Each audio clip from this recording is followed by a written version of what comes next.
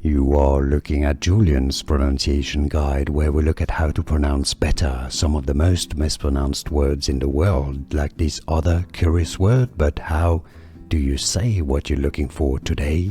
We are looking at how to pronounce this word, as well as how to say more interesting but often confusing words that many get wrong, so make sure to stay tuned to the channel. How do you say it? Ubiquitous in British English, stress on the second syllable. Ubiquitous in American English, it is usually said as ubiquitous, ubiquitous in American English, or ubiquitous in British English. And now you know.